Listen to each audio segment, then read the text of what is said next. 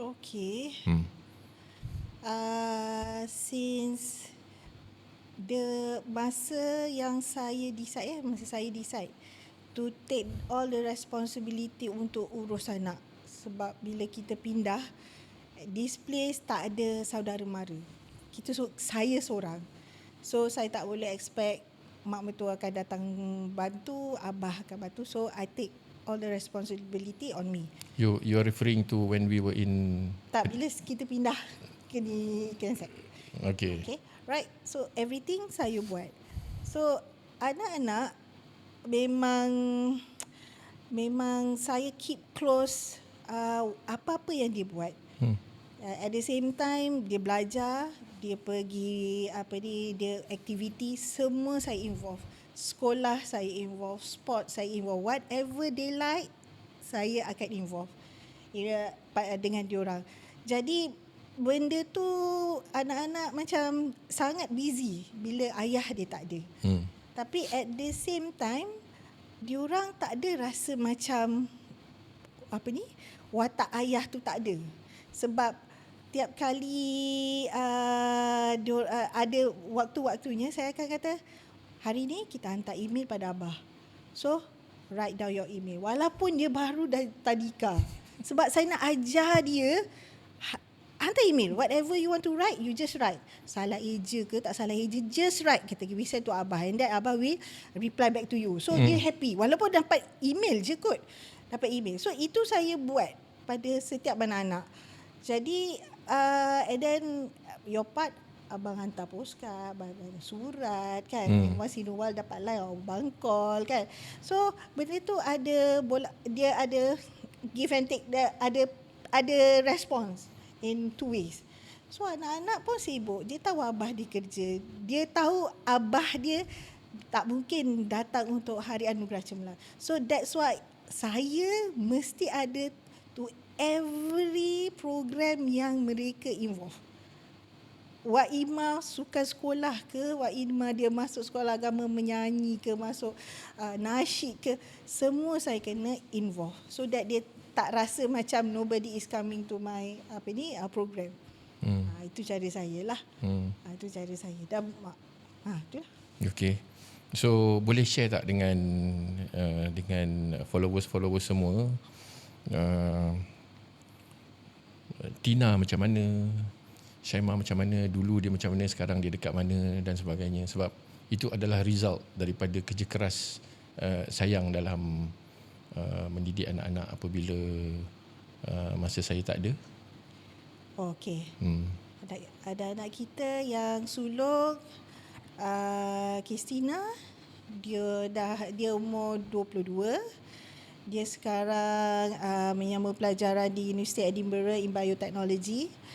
And then Syaimah pula di UiTM mengambil Public Relation in Masscom, Public Relation, and Warith pula baru Form 1. Okay.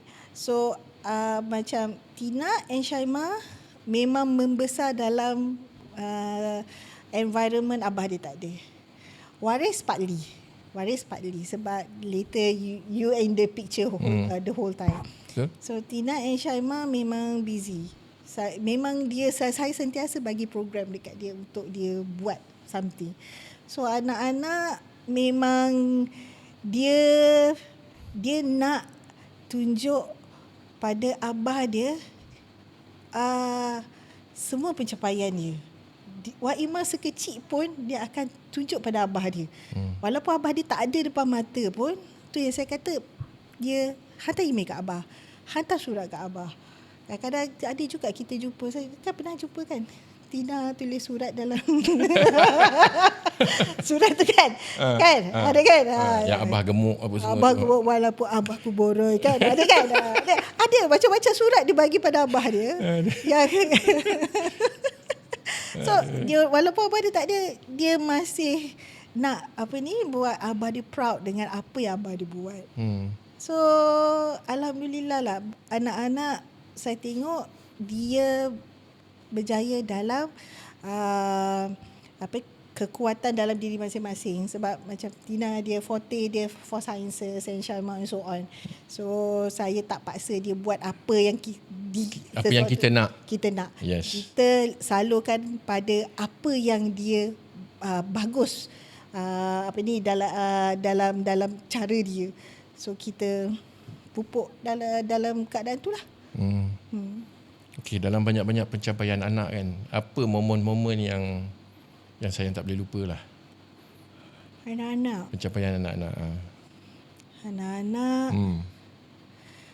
Kalau Kristina, dia wakil Negeri Sembilan untuk spell it right sampai kebangsaan. Itu highest dia punya primary punya. Masa tu masa tu immediately saya lepas balik belayar kan. And then dia jadi Negeri Sembilan champion. Dia menjadi Negeri Sembilan okay. champion. Betul. And after that dia ke boarding school. And then di boarding school lagi banyak dia masuk pertandingan competition, kebangsaan, wakil sekolah dan sebagainya. Macam Syaimah lebih pada sport. So dia segala sport dekat sekolah semua dia masuk. I remember dia ni memanah Negeri Sembilan. Netball, hoki Negeri Sembilan. Dan hoki Negeri Sembilan, netball, memanah, balapan. Itu Syaimah motorsports. Syaimah motorsports. So macam Waris dia setakat ni nampak dia sports, lebih pada sports lah. Okay.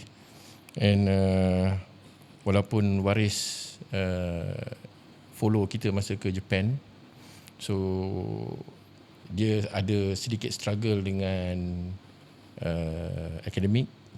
Because sistem pembelajaran di Jepun pada ketika itu sangat berbeza dengan sekarang. Betul. Tapi by fortunate, sport dia memang sangat-sangat kita tak sangka lah. Ya, kan? Betul. Okay.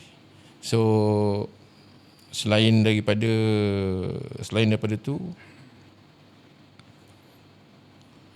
soalan seterusnya ni director dah bagi kata ada 3 minit lagi. Wah. Okey, so kesimpulan sayang. Kesimpulan setelah kita mendirikan kawan-kawan cakap masjid. Kan. So apa kesimpulan yang saya dapat sampai hari ni? Kesimpulannya sepanjang perkahwinan, tak kira lah, sebab macam kita berjauhan PJJ for quite some time kan. Satu je, dia punya key ialah doa. Doa tu main peranan sangat-sangat. Sebabnya kita jauh, jadi doa saya untuk keselamatan awak dan saya pasti doa awak untuk keselamatan kami. Jadi doa tu sangat kuat. In whatever situation pun kena percaya doa tu. Betul, itu je. Betul. Betul. Dan kepada follower di luar sana, bukan hanya saya tapi mewakili kepada semua pelawat yang ada. Sebenarnya apabila kami melangkahkan kaki kanan daripada di luar rumah, sebenarnya dengan lafaz bismillah, kami telah berdoa pada Allah Ta'ala supaya sepanjang pekerjaan kami diselamatkan daripada segala musibah, dan begitu juga dengan keluarga yang kita tinggalkan. Okey. Sebelum kita tamatkan sesi episod kedua kita ni, saya bagi peluang kepada sayang lah untuk ucapkan ataupun untuk mengatakan sepatah dua kata kepada followers ataupun ahli keluarga. Maybe. Yang pertama nak ucapkan, mungkin ini kali pertama saya berada dalam podcast ni dan tak tahu lagi bila akan dijemput lagi. Nak jemput lagi ke? Kalau nak take over boleh aja. Jadi di kesempatan ni ada beberapa insan yang perlu saya berterima kasih. Yang pertama, saya bersyukur kepada Allah Subhanahu Wa Taala kerana apa yang diberi pada abang, memberi kebaikan juga pada kita sekeluarga. Alhamdulillah. Dan kedua, saya nak berterima kasih juga kepada Petronas dengan MIC kerana memberi peluang pada abang untuk explore satu kerjaya yang tak semua orang dapat explore. Yang kedua, mak abah, keluarga, adik-beradik, cikgu-cikgu, dan juga Tuan Zul Hisham dengan Puan Hanida yang banyak bantu kami sebab mereka jadi payung untuk anak kami bila kami berada di Japan for 2 years. And then kepada dan juga Ustaz Dr. Kamilin Jamilin sebab dia yang coach anak-anak kami, dan juga kepada jiran-jiran kami yang banyak sangat membantu kami, dan juga cikgu-cikgu yang sangat memahami anak-anak kami, dan juga siapa lagi? Dan juga semua insan-insan yang banyak terlibat dengan kehidupan kami, especially dengan isteri-isteri pelaut yang lain. Saya kena mention juga itu. Okay, alright. Itu saja. Okay. Okey, kepada para followers, terima kasih dan kita jumpa lagi untuk episod yang seterusnya. Sayang, terima kasih. Sama-sama. Assalamualaikum. Waalaikumsalam.